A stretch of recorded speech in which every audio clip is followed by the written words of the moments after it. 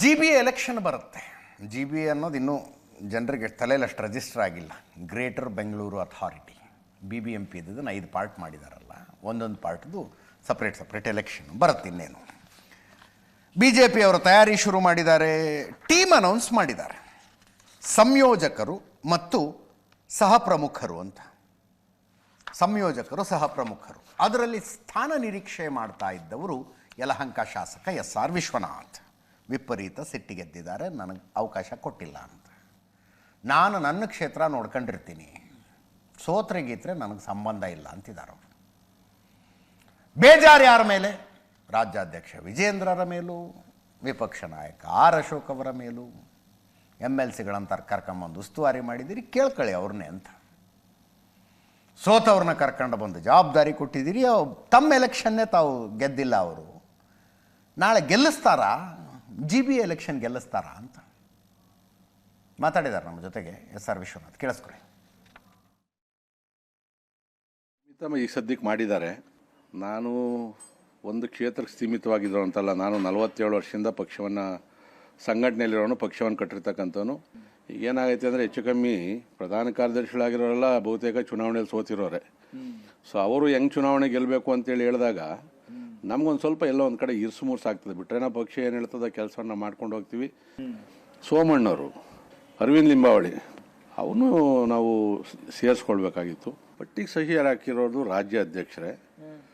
So ನಮಗೆ ಅಲ್ಲಿ ಹೇಳಿರ್ತಕ್ಕಂಥದ್ದು ನಂದೀಶ್ ರೆಡ್ಡಿ ಅವರು ಪ್ರಧಾನ ಕಾರ್ಯದರ್ಶಿಗಳು ಅವರ ಅಮೂಲ್ಯವಾದ ಸಲಹೆ ಮೇರೆಗೆ ಇದನ್ನು ಮಾಡವ್ರೆ ಅಂತೇಳಿ. ಆದರೂ ಕೂಡ ರಾಜ್ಯಾಧ್ಯಕ್ಷರು ಇನ್ನೊಂದಷ್ಟು ಹಿರಿಯರನ್ನ ಕುಂಡಿಸ್ಕೊಂಡು, ನನಗೆ ಯಾರ್ಯಾರು ಹೇಳಿದೆ, ಸೋಮಣ್ಣವ್ರು ಇರ್ಬೋದು, ಅರವಿಂದ್ ಲಿಂಬಾವಳಿ ಇರ್ಬೋದು, ಸತೀಶ್ ರೆಡ್ಡಿ ಇರ್ಬೋದು, ಕೃಷ್ಣಪ್ಪ ಅವ್ರು ಇರ್ಬೋದು, ಇವನ್ನೆಲ್ಲ ಕರ್ಕೊಂಡು ಯಾರನ್ನ ಕಮಿಟಿಯಲ್ಲಿ ಹಾಕ್ಬೋದು ಏನು ಅಂತೇಳಿ ಮಾಡ್ಬೋದಾಗಿತ್ತು. ಮತ್ತೆ ನಿಮ್ಗೆ ಜವಾಬ್ದಾರಿ ಕೊಡ್ತೀವಿ ಅಂದ್ರೆ ನಾನೇನು ತಗೊಳಲ್ಲ. ಅದರ ಫಲಿತಾಂಶ ಏನೇ ಬಂದರೂ ಕೂಡ ಆ ಜವಾಬ್ದಾರಿಯನ್ನು ಏನು ಕಮಿಟಿ ಮಾಡೋರಲ್ಲ ಅವರು ಇರ್ಬೇಕು. ಮತ್ತೆ ನಮ್ಮ ಮೇಲೆ ಯಾಕೆ ಹೋಗ್ತೀರಿ?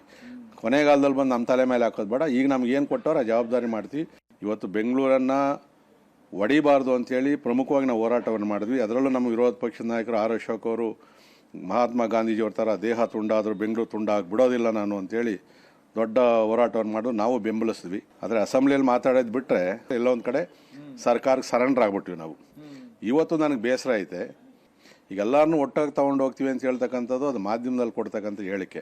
ನಾವು ನೋಡಿದ್ದೀವಿ ಯಾರ್ಯಾರನ್ನ ಒಟ್ಟಿಗೆ ತೊಗೊಂಡು ಹೋಗ್ತಾರೆ, ಯಾರ್ಯಾರಿಗೆ ಎಲ್ಲೆಲ್ಲಿ ಏನು ಮಾಡ್ತಾರೆ ಅನ್ನೋದನ್ನೆಲ್ಲ ಕೂಡ ನಾವು ಭಾಳ ನೋಡಿದ್ದೀನಿ. ಎಲ್ಲಿ ಬಿಟ್ಟು ಹೋಗ್ತಾರೆ ಅಂತೇಳಿ ಕೆಲಸ ಆಗೋಗ ಜೊತೆಯಲ್ಲಿ ಅನ್ನೋದು, ಆಮೇಲೆ ಅವ್ರವ್ರ ಪಾಡವ್ರು ನೋಡ್ಕೊಂಡು ಹೋಗ್ತಕ್ಕಂಥದ್ದು ಇದಾಗಬಾರ್ದು. ನಾನು ಕೇವಲ ಯಾವುದೋ ಒಂದು ಕ್ಷೇತ್ರಕ್ಕೆ ಸೀಮಿತವಾಗಿರ್ತಕ್ಕಂಥನಲ್ಲ. ನಾನು ಕಾಡಲ್ಲಿ ಬಿಟ್ಟರು ಕೂಡ ಸಂಘಟನೆ ಮಾಡ್ತಕ್ಕಂಥ ಒಂದು ಶಕ್ತಿ ನಾನು ಭಗವಂತ ಕೊಟ್ಟವನೇ, ಸಂಘಟನೆ ನಾನು ಕಲಿಸ್ಕೊಟ್ಟೈತೆ. ಆದರೆ ಮೊನ್ನೆ ನಡೆದಂಥ GBA ಏನು ಚುನಾವಣೆ ಉಸ್ತುವಾರಿಗಳನ್ನು ಕೊಟ್ಟರು, ಬಹುಶಃ ನಮ್ಮ ರಾಜ್ಯಾಧ್ಯಕ್ಷರಿಗೆ ಯಾರು ಮಾರ್ಗದರ್ಶನ ಮಾಡಿದ್ರೋ ಗೊತ್ತಿಲ್ಲ. ಇದರಲ್ಲಿ ಇನ್ನೂ ಅನೇಕ ಸಮರ್ಥವಾದಂಥ ಶಾಸಕರು, ಕೆಲವ್ರನ್ನೆಲ್ಲ ಪ್ರಮುಖರನ್ನ ಹಾಕ್ಕೊಳ್ಬೇಕಾಗಿತ್ತು. ಏನು ಕಳ್ಕೊಳೋದೇನೈತೆ? ಇವತ್ತೇನಾಗಿದೆ, ರಾಜ್ಯ ಅಧ್ಯಕ್ಷರಿಗೆ ಬೆಂಗಳೂರು ಕಡೆ ಭಾಳಷ್ಟು ಗಮನ ಕೊಡೋಕೆ ಆಗ್ತಾ ಇಲ್ಲ. ಆದರೂ ನಾವು ಸಾಕಷ್ಟು ಸರಿ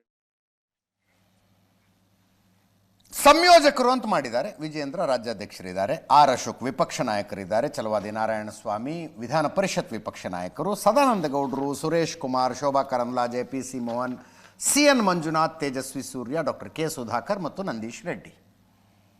ಇಷ್ಟು ಜನ ಸಂಯೋಜಕರು.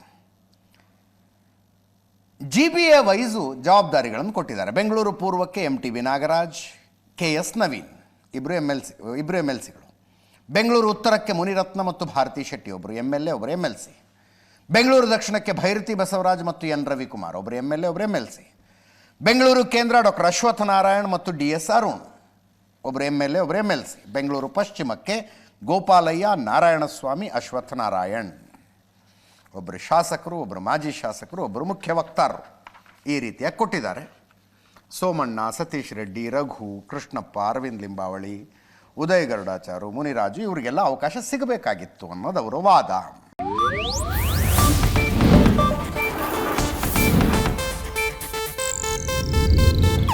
ಇದು ಏಷ್ಯಾನೆಟ್ ನ್ಯೂಸ್ ನೆಟ್ವರ್ಕ್ ಪ್ರಸ್ತುತಿ.